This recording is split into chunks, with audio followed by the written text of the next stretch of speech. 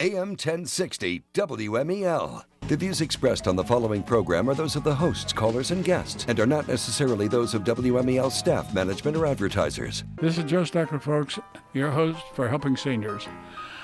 The purpose of Helping Seniors is to inform, educate, and connect seniors and those who care for seniors with resources to help them age, to live a better life, maybe make living that life a little easier, and certainly making them aware of some of the benefits to which they're entitled that they're not aware.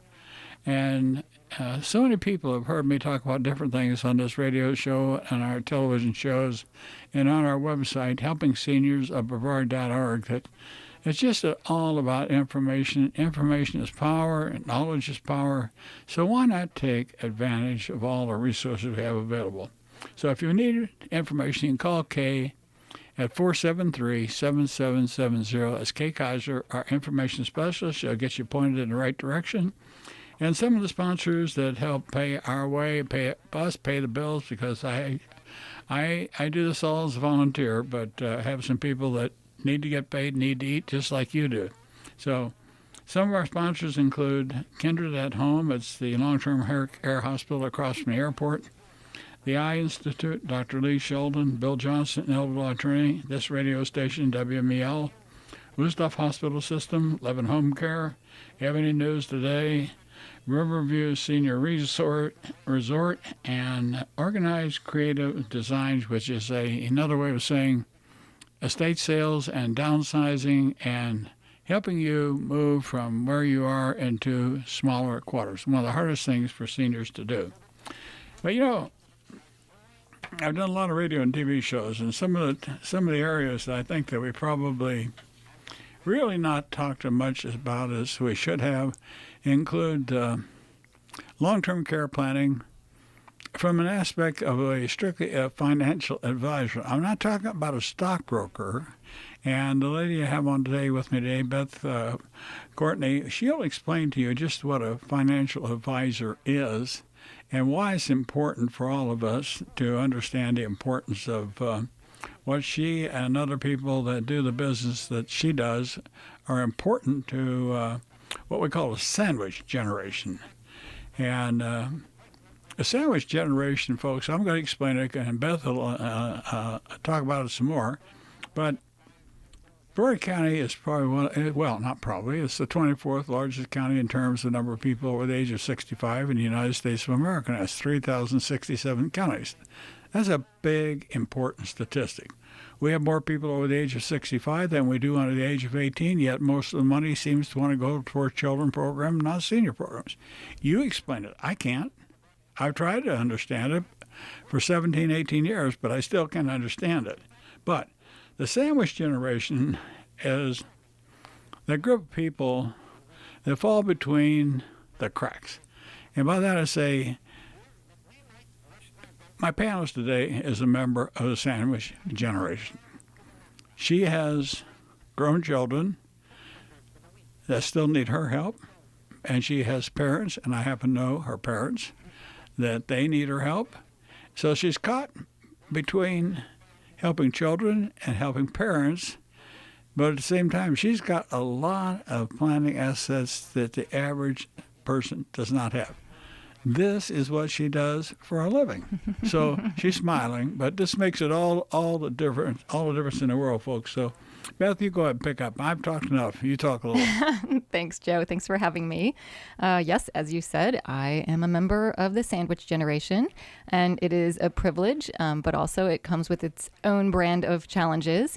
So I am very passionate about this subject, partly because I live it myself, and partly because a lot of my clients are living through that. And oftentimes, these folks are people who have never even really had to deal with money themselves, maybe, or they certainly have not been trying to manage their parents' money, much less their parents' health care, any other needs that mom and dad used to be able to take care of themselves. So it has its emotional challenges, financial, spiritual. There are a lot of aspects that you didn't really think about when you were growing up. The blessing of people living longer thanks to medical advances is wonderful, but it also means that those of us that are in that, we're going to say 50-something range, have extra duties beyond our work and raising children. But so many times and too often when we talk about, after the show, we're going to have to decide on the title of what we're going to call the show, because we'll do this as a TV special, folks, and put it on the Space Coast channel and on Bright House, because what Beth and I are going to talk about today is something that everybody needs to know more about, because I have Bill Johnson, elder law attorney, on. Bill talks about many parts of what you and I are going to talk about, but he doesn't hit all that part. I don't really have a financial planner on as regular as I used to, but I've seen we're sort of miss out on that area, Beth, because when we start talking about communicating, they're just, before we even start talking about finances, a financial advisor per se, how about talking to our listeners a little bit today about the part of being a financial advisor doesn't have anything to do with actual stock market or mutual funds. That is such a great point.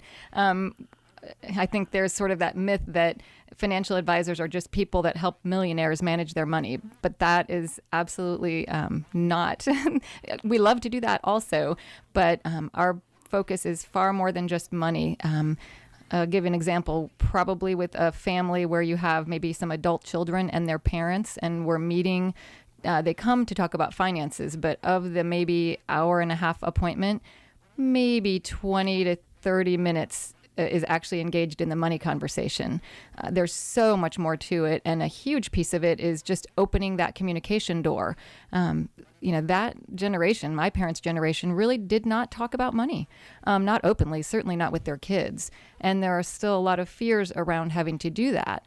But as mom and dad age and maybe their capacity isn't what it used to be, or they just simply don't even physically can't manage it anymore, that dialogue has to happen. And I'm a massive advocate for making sure that communication happens early and often, because it is far easier to have discussions, even with your siblings, about your parents when your parents they still have capacity, mental capacity, physical capacity. If you can talk that through and really understand their fears, their goals, their desires, and frankly, what they have, how are they going to afford to live for the years that they do have remaining, those conversations are so much easier to have when everybody's in a decent place. It's much harder when there's an emergency because mom had a stroke or dad had a heart attack or one of them moved to heaven. But Beth, as much as you and I know the need and the necessity for people to do this,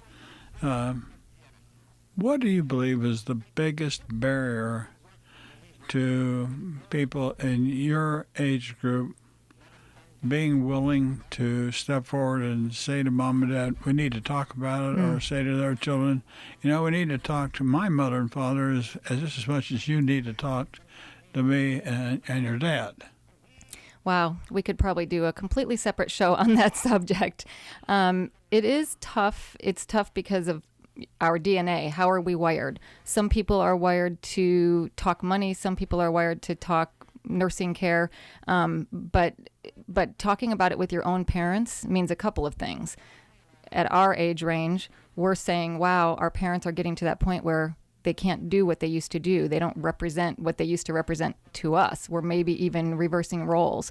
That's a very tough emotional challenge. And depending on how somebody's wired, they might really drag their feet to get to the point where they acknowledge, mom and dad might be having a struggle. And then mom and dad, it's very tough because they end up in the position where they sort of have to sacrifice a little bit of their dignity and ask for help with things that they never had to ask for help with before. It's a very tough challenge, and it takes a lot of sensitivity and tenderness and patience.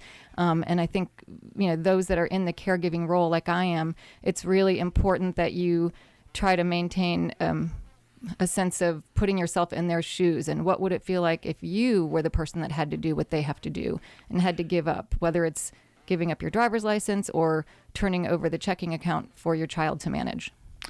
Understanding is a word I think that needs to go into that equation too.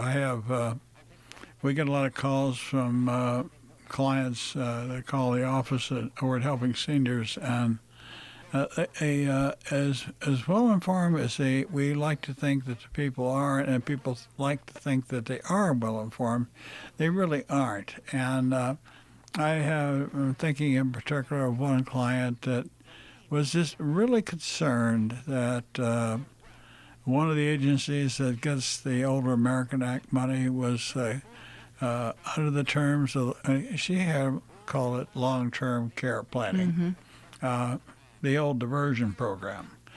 She was convinced through listening to the caretaker from the agency that she thought that they were trying to put a medical doctor into her house to check on her and do a physical and provide her with care that she didn't think she needed. She said, well, I know when I need to go to the doctor. I don't need somebody to tell me when I need help. I don't need somebody to help me do this. And she said some agency had called and said she needed to hand over or turn over, sign over her certain insurance policies for burial insurance. And what she was told was ridiculous. It's absolutely not true. And yesterday, after talking to her, I called the agency involved, and when I realized that what she was talking about was this lady was in a position where she was in the best of all cases. Here she was already qualified under Medicaid. She was at the top of the list to get the long-term care planning things, and what that meant was that the services that she was currently getting, and she had to pay a copay for, and she didn't really have the money to do that, by virtue of the fact that she was on this other program, all these things, there was no copay. It was all given to her. She didn't understand everything was being thrown at her. So once I figured out what had happened, I talked to her. I said, this lady's going to call you back, so-and-so. Listen to what she has to say, and when she gets through, call me. I looked on my message machine before I came out here to do the show with you, Beth. Sure enough, the lady's called me. I'll have to call her when I get back home, because I have a feeling that she's going to be a happy camper, because she had moved. I told her, I said, look, there are 65,000 people in Florida are waiting to get into the position you're in now. Take advantage of it. Right. So much is just simply understanding, and that's why before we even talk finances, there are a lot of documents and things that you need to explain to our listeners that you go over, and things that you work with and do with the people before you even talk finances. What are some of those things, and why is that so important to the long-term care planning equation, Beth? Great question. To your point, there is so much kind of, you don't know what you don't know. And until you're in the situation where you're forced to face that, that's just sort of something that happens to somebody else. Now, all of a sudden, you're in the position to help your parents. And there is a tremendous amount of information out there, but it's very scattered. And you kind of piecemeal it, or you do what your friend said, maybe even on the subject of Social Security. Your friend told you should do this or do that. And it's really important to actually check with the agencies that actually provide services, and maybe get the help through Helping Seniors to find the right agencies and to find the right information. And if something sounds wrong, ask again, or ask somebody else. If something just doesn't seem like the puzzle pieces fit, ask again. We find ourselves helping people. We point our clients into the direction of agencies based on what their particular issue is. But another piece of it, to your point, is there's so much more to think about than just the money itself and how it's invested. Thinking about how is it going to be handled if you become incapacitated. Think about how it's going to be handled if you move to heaven and your spouse is still alive. So it's not even so much about how to invest the money that you have, but how to protect it. And oftentimes that involves making sure that there is, at the very least, a will in place and a trust, depending on what's more appropriate. And then all the extra pieces, and this is where we refer our clients to attorneys, because some people don't even realize what, for instance, a healthcare surrogate or a power of attorney, these legal documents that usually get drafted along with the will or the trust, are so important. you want to think about what happens if you become incapacitated. Who would you want to be making medical decisions for you? If you, who would you want to be making financial decisions for you? Those two people may not be the same person. And again, you have to kind of talk that through with your family, and then talk it through with a professional, an attorney that is specialized in the area of estate planning, so that, because again, we as financial advisors can do the best job in the world investing your money, but if we haven't properly told your money where it's supposed to go when you either become ill or you pass away, then really all that hard work that you put in and all those years of saving were for nothing. So it's really, really important. I think we'll talk in a little bit about titling of assets, and that's kind of where some of this comes in terms of will or trust. So many conversations need to happen around the financial conversation or even before the financial conversation. It's important. But this is all made even more complicated by the fact that sometimes all these mechanisms are not in place, and many times people last longer before they die. So it makes the enactment of what these wishes could be, it makes it more difficult. It's harder because with the current status of the medical system, we are able to prolong life, and it makes it more difficult, it makes it more agonizing for people to make decisions. And whereas before, if a person might die more quickly, and you don't have time to think about all these things, but with the way the medical system has changed and people are living longer, there's more time to start thinking about all these things that do cause so many family problems, Beth. And what are some of the things that you, and the type of work that you do, what are some of the biggest impediments you have found that keep families from clicking? Is that a tough question? Yeah, no, well, it's a very fair question, and we see it a lot. Everybody brings baggage to the equation. You might have 4 different siblings. Maybe 2 of them speak to each other and 2 of them don't speak to each other. So there's a family dynamic coming into this to begin with. Usually there's a chosen child. Let's say you have 4. There's usually one that is kind of the one that sort of takes the lead on helping with the parents. But if that person doesn't get support from the siblings, they're going to burn out. So it kind of forces conversations. And sometimes if you're really going to make this work and everybody really loves the parents and wants to help the parents, somebody might have to bury a hatchet in order to get over that impediment, so that you're all kind of working together for the sake of the parents. Even if you agree to disagree with each other as siblings, if you have a common goal of serving your parents, conquering that beast is really important. As far as the planning for the parents, what can be a challenge, so much depends on their history as well. What have they done so far to get to the point where they can live? When we're doing planning for someone who intends to retire at 65, to your point about living long, we have to assume that they're going to live about 30 years. So we're trying to take whatever assets they've brought to the table and figure out how to make them last for those 30 years, including whatever they're going to get from Social Security, what they might get from a pension, or what have you. So other impediments might be they didn't save enough money. They couldn't imagine what the need was going to be. They maybe never thought about the possibility of living to age 95, and what would they need to do to make that happen. And then you're having to learn as a caregiver, how do I leverage the resources that are out there? What don't I know? For instance, maybe dad served in the military.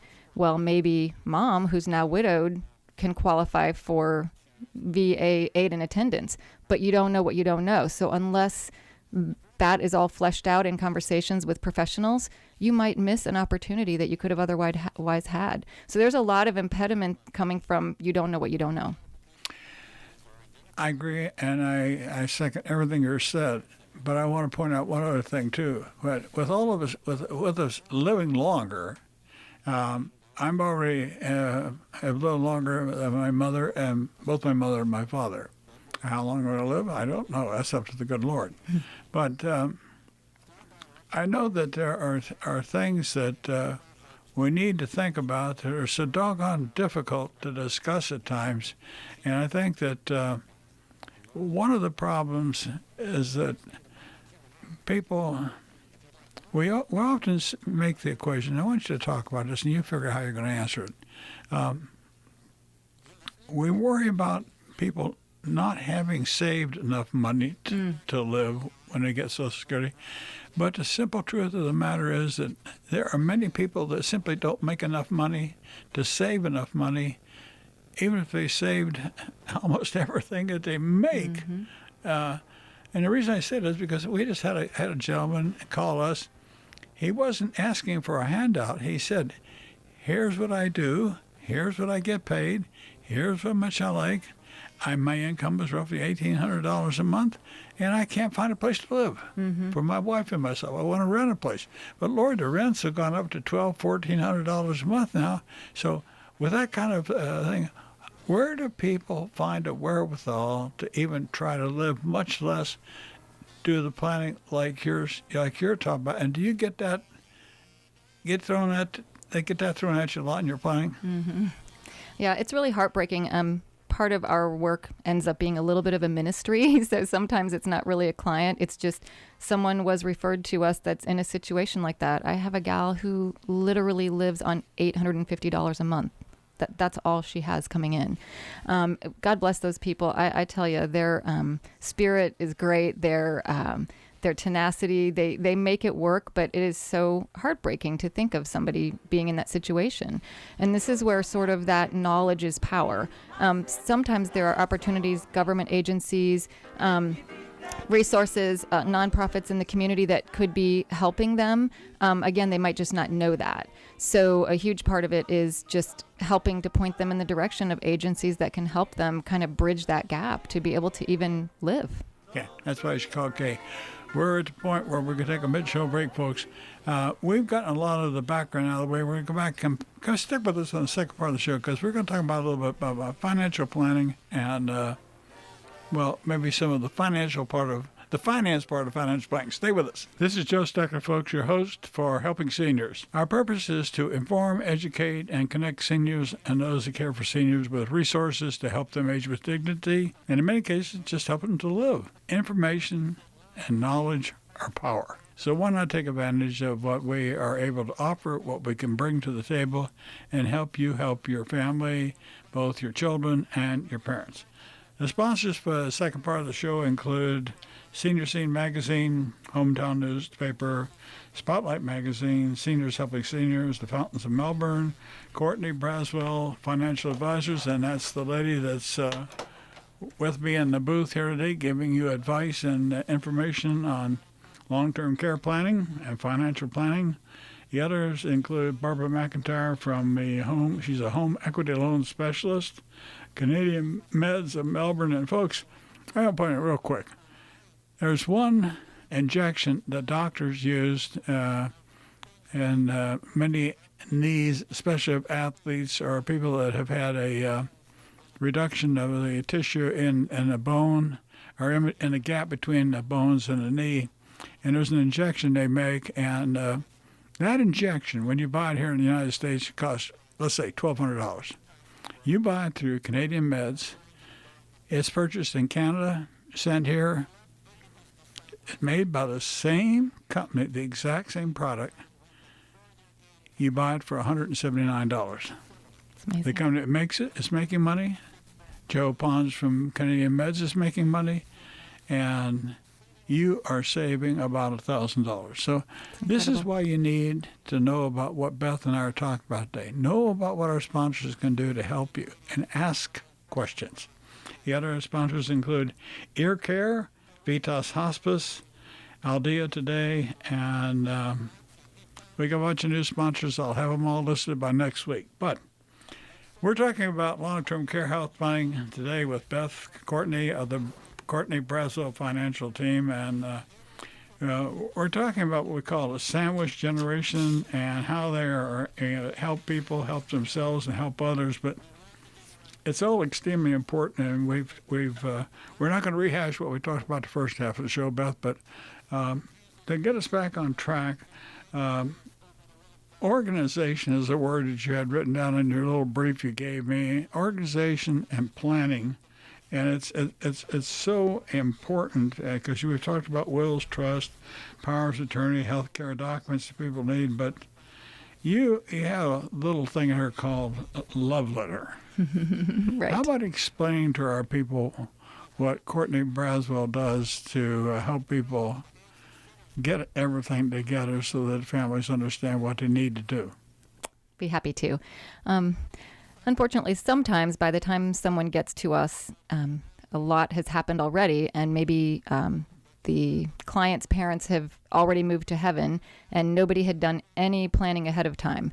So oftentimes we are spending a lot of our time helping them kind of untangle this web of messiness, trying to figure out where are the insurance policies, where are the IRAs, where are the checking and savings accounts, what about those paper stocks or bonds or what have you. Things are all over the place, and mom and dad just never felt comfortable or never thought to share the information with the kids in advance. So it makes us pretty passionate about helping people, kind of going back to what I said earlier, that early and often is a much better way to manage all of this. So maybe now you've sorted things out with your siblings and everybody's on the same page with wanting to help make a smooth transition when the time comes to either send them to assisted living or they leave this earth. Well, one of the easiest things that you can do is record everything in one place.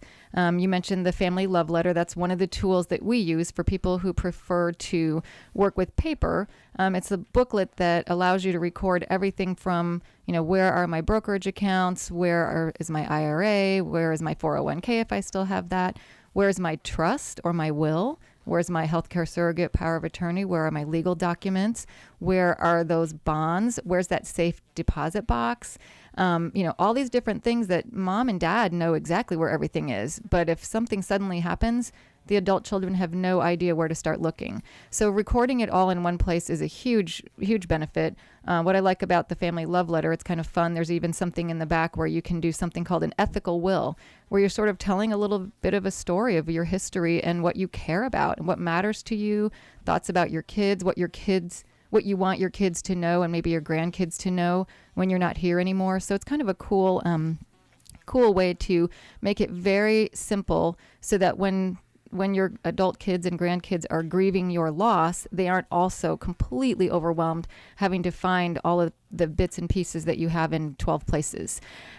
We also have online resources. So our clients, one of the kind of gifts we give them is access to a website where they actually get to see everything in one place, all of their assets, all of their liabilities. And then there's a vault there where they can keep a scan of their trust or their will, their insurance policies. Again, just to make it super simple so that if something happens, their adult children just call us and we help them get everything that they need so that they know exactly where to go. And it's kind of you're already in such an emotional state because of what's happened that now you don't also have to deal with the stress of leaving work all the time because you're trying to find everything you need to find for mom and dad. So very helpful.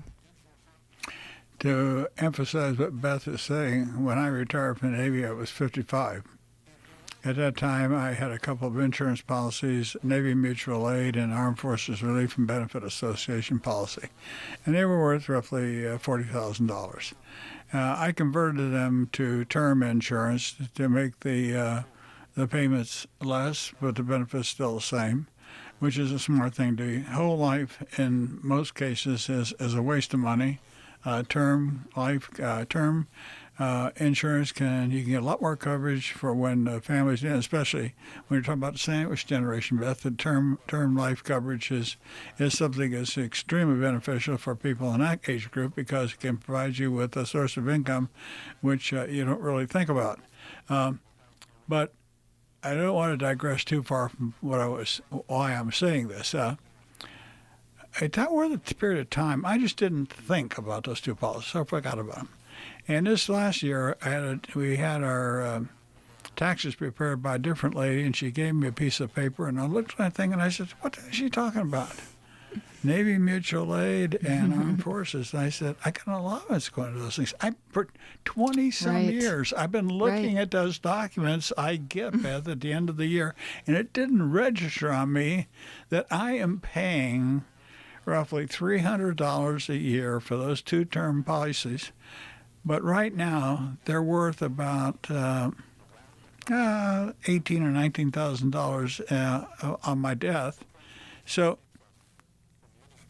would it make sense for me to keep those and remain them in effect, or just cancel them and save the $300 a month? It would be stupid to cancel them. And I'm perfectly willing at 82 years of age to pay $300 a year to keep these two things in force for $17,000 or $18,000. But that's the type of thing that you often discover when you go to people like you. Right. The importance of sitting down and actually going through literally everything, even things, to your point, that you might have not even thought about for the last 10 years, especially if you have like a paid up insurance policy. Who knows how many things might be out there that your family wouldn't even begin to know where to look. But if you sit down ahead of time with a financial advisor or some other expert where you're literally going through all of your assets, and again, you report all of that, there aren't going to be things left behind. We've even helped people go to basically found money. There's a lot of different links, but there's money that's been left behind by a loved one because nobody knew that it existed, and now it's sitting, it was escheated to the estate or to the state. So it's money that's sitting in the state coffers waiting for someone to come claim it because people hadn't recorded it and hadn't told their kids. How many times have you found assets left in safe deposit boxes? And that's a challenge too. How often have I heard, I don't know where the key is, or I can't remember what bank it was at, but I know I have a bunch of gold coins. It wasn't written down, so it's quite the hunt. And gold coins can be worth a lot of money. Mm-hmm. The reason I brought that up is because I had a rascal one time. I had to command the Navy retirement home. The guy came in to see me one night, and I said, "How are you doing, Mr. Erickson?" And he says, "Shh, Captain." He put his finger up and he said, "Be quiet." And he had a big brown paper bag. I said, "What do you have in there, sir?" He said, and he gave me the shh sign again. And so he opened the bag up, and it was full of bank books. Mm-hmm. He had stashed money all over the country. Oh, and check your freezer too, by the way. Say what? Check your freezer. Check Grandma's freezer too. It might look like a can of beans or something, but there's actually money in there. Oh yeah, and so he had one living relative, a niece that lived in Philadelphia. So I called her that night and I said, "You need to come down." She said, "What's the matter? Is something the matter with Uncle So and So?" I said, No. I said, it's a financial thing that I think you need to look into. And she came down and she took a look and she said, "Oh my goodness." Yeah, there were over $300,000 in that bag, and he had more things that I think we finally found most of the things before the man passed away. But it's just, you hear these stories, and they're real. Oh, I could tell you some stories you would not believe, but absolutely. Okay, now get on past the doing all the stuff that you're talking about. Let's get into the business of your job. Do you help people decide whether it's beneficial to put money in mutual funds or stocks? Absolutely. How do you? What kind of service do you there as a financial planner? What do you do? Absolutely. Well, first and foremost, it is absolutely not a one-size-fits-all world. So we're very fortunate that we have a lot of different resources that can be offered for clients. Everyone's story is different. Everyone's history is different. Everyone's assumption about life expectancy is different.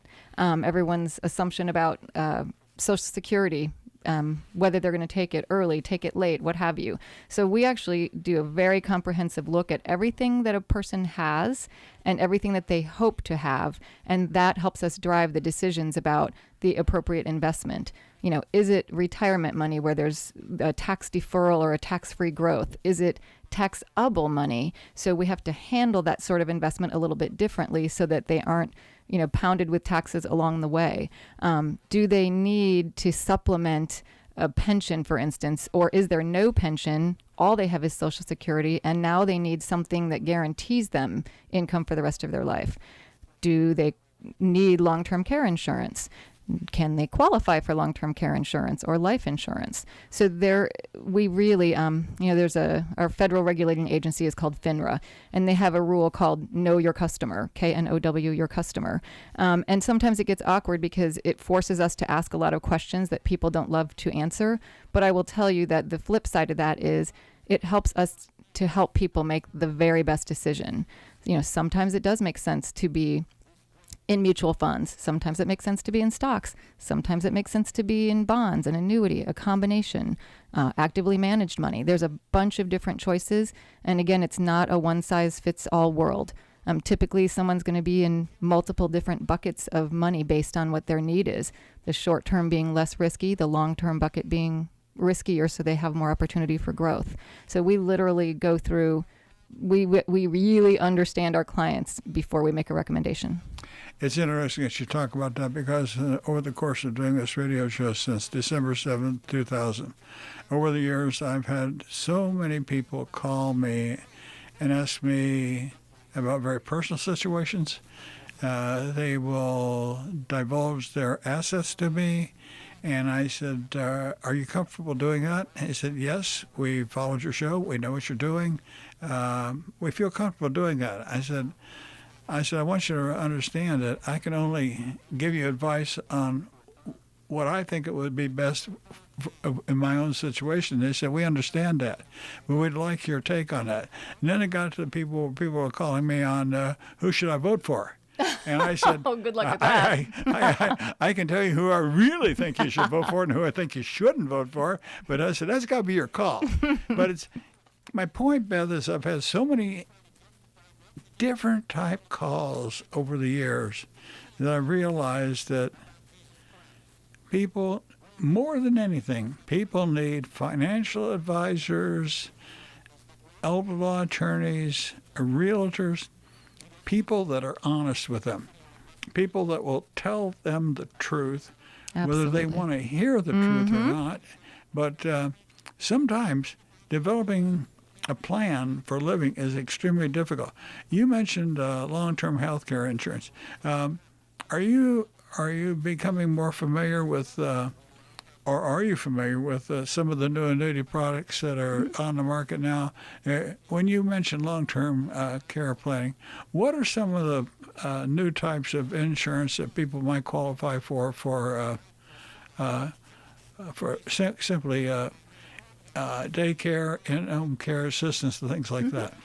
I'll give you some general answers on that. Okay. So I think traditionally, most people think of long-term care insurance as kind of that pay as you go. So just like you do your car insurance or your homeowner's insurance, you just make payments every month. And then if nothing ever happens, well, you can call it a waste, but you had the peace of mind of knowing that you had it.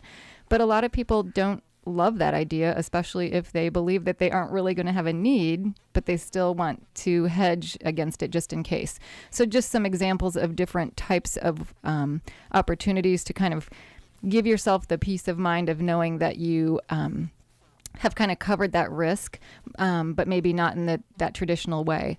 One of them is considered a hybrid lump sum policy where you put in a number, let's just say $50,000. And if it turns into a long-term care situation, whether it's at home or at a nursing facility, that $50,000 becomes some other number, and you know that number up front. So maybe it's $250,000 payable over 6 years of your need. Or you end up taking the money back, or you end up moving to heaven and they paid some number bigger than the $50,000. So some people find that attractive. There's also kind of a 10-year plan of contributions that kind of works similar to that. And then there's also now life insurance policies that have a long-term care component. So you buy it. Interested in that one. Yeah, so you buy it as life insurance, but it has a provision that allows you, if you have a need, if you have a qualified long-term need, which is typically if you can't do maybe 2 of the 6 activities of daily living, then you are able to actually tap into that benefit, into that life insurance policy, and use it for long-term care instead of or as well as. And then there's also, you mentioned the word annuity. There are some annuities which are set up to provide guaranteed future income, where you know that you're going to get no less than X every month for the rest of your life. But if you then have a long-term care incident, that number might double. Depends on the carrier. There's a lot of different companies that offer these types of products. So the point you're bringing out is that there are all kinds of things Absolutely. out there, and you need to ask questions. Don't make assumptions about the way it used to be, because it's Right. changed. You can't, because my wife and I have the old traditional long-term health care policies, and I have to tell you that we've had them in excess, I guess, pretty close to 12 to 15 years now, and we just got the first rate increase ever in my wife's policy, and it was a very small increase. It was not even anything to sneeze about. But what's interesting, Beth, is that 10 years ago, let's say there were 100 companies that carried these policies. Today, there are 18. Right. So Absolutely. what we're saying is, or what we're seeing, I think, is that companies are realizing that insurance is all predicated on a company making money. And if you're unlucky, you benefit from it. If you're lucky, you never have to benefit from it. Exactly. So, what are you willing as a customer to protect against? And a good point to make that you said, like the policy that I have, what I pay for a whole year for that policy would be eaten up in a half month's coverage in an assisted living facility. Yeah, the numbers now range anywhere from the very low end of $3,000 a month upwards of $10,000 a month to be in an assisted living facility, especially if you need any level of care beyond level 1 or 2. You could easily be spending $6,000, $7,000, $8,000, $10,000 a month. Yeah. So I want to plug something that's just opened up, and I'm going to plug it because I think that more people need to ask questions about assisted living. You've opened the door there. This new Zon Beachside assisted living facility on the beach, they start at a studio price of $2,900 a month. It's almost $3,000. You don't buy into it. You don't do anything like that. And if the chef's ability to prepare the food is indicative of the way he fixed that salmon at the open house and the way he put that glaze on that darn fish, he did an excellent job. And I was impressed because the lady that took our tour group around, I knew her, and I was surprised to find her working there, and I know how much she cares. In fact, I'm going to ask the director of Zon Beachside, when we do a next TV filming, I'm asking him to bring this lady on with him, because I want her to talk about the way they've structured their memory care unit there. It's completely different from the other assisted living facilities. So that's all part of it. You have to know about facilities. You have to know finances. Do. What else do you know that what do you want to say that I haven't mentioned? Oh gosh, there is so much we could cover. I know. I guess I'd say primarily the idea of planning and the importance of not, we all procrastinate about things that we think are difficult, or we just don't want to face that concept of mortality. Some people don't want to buy life insurance because they're afraid if they buy that, then they're going to die. So there's a lot of reasons that people procrastinate, but I can't encourage you strongly enough to really just force yourself through that awkwardness and have those conversations with your parents, with your siblings. Just so critical to uncover those needs now and just think about how this all could play out down the road, whether it's that, everybody in their family. Let me interrupt you on one thing. One thing I want Beth to mention real quick. Talk about titling of assets. We got about a minute left. Talk about titling of assets. How important is that? Okay. Absolutely critical. If you aren't going to have a will, and actually preferably a trust if you're going to go that direction, at the very least, instead of titling assets in just mom's name or just dad's name or what have you, title them, if you're at a bank, it's a POD, payable on death. If you're with a brokerage or other investment account, it's TOD, transfer on death. That helps you avoid probate completely, and make sure that. Sorry, do I have to stop? Go ahead. Okay, that helps you avoid probate, and immediately then the assets can be transferred instead of waiting a year before that all gets sorted out. We can talk more about that next time. We're going to talk about it. We're going to do a DVD. We're going to do this on a television show next month, folks. So when it comes out, I'll let you know. But I want to thank you, Beth, for being with us today. Thank you, Joe. There's just a world of stuff to talk about. Thank you, Vince, for operating the panel. And thank you, listener, for listening to us.